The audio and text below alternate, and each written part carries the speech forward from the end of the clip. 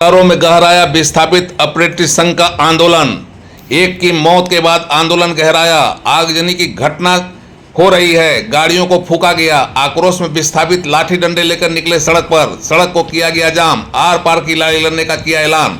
विस्थापितों का आंदोलन लगातार गहराता जा रहा है। विस्थापित अप्रेंटिस संघ द्वारा आज अचानक शुरू किया गया आंदोलन ने जो रूप अख्तियार किया, उसने बोकारो स्टील प्लांट का संकट गहरा दिया है। बोकारो स्टील प्लांट के गेट को जाम करने का ऐलान किया गया है और प्रबंधन के खिलाफ आक्रोश जताते हुए विस्थापित संगठनों ने आंदोलन को तेज करने का आह्वान किया है।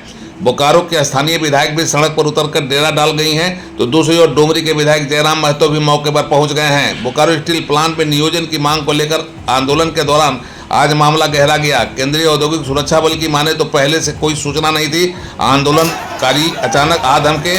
उन्होंने इस्पात भवन के गेट को जाम किया और अपना आंदोलन शुरू कर दिया।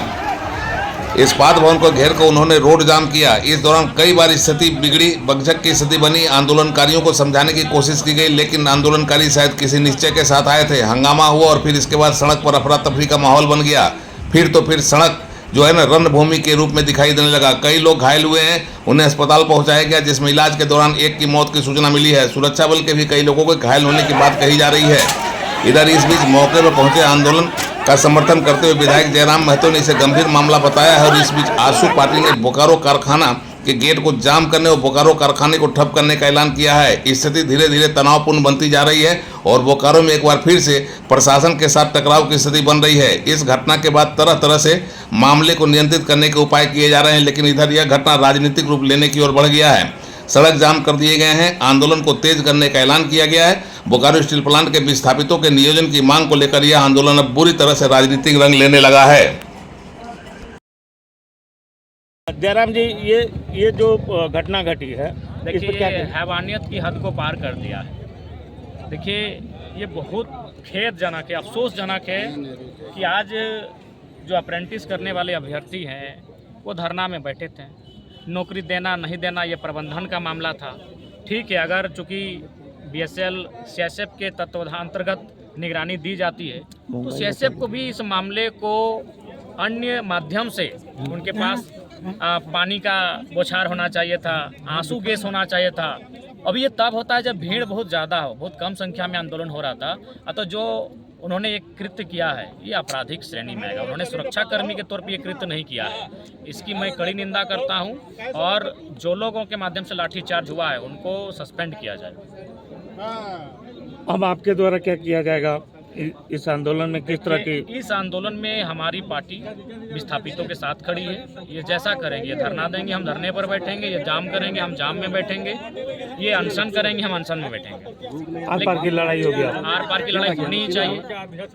आर पार की लड़ाई होनी। किस तरह से घटना हुई? आज इस्पात भवन के सामने घेराव करके लोग प्रदर्शन कर रहे थे, नौकरी की मांग कर रहे थे और फिर यह हंगामा हो गया और सीआईएसएफ को इस तरह से एक्शन लेना पड़ा। प्रदर्शनकारी जो है बिना परमिशन के, उनको जिला प्रशासन से अनुमति नहीं थी, उसके बावजूद लोग आ गए और गेट के सामने उन्होंने पहले तो जाम कर लिया।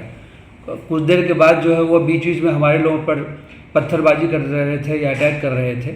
हमारे लोग 2-3 राउंड जो है उनके जो भी और प्रहार कर रहे थे उस पर उन्होंने रिएक्ट नहीं किया।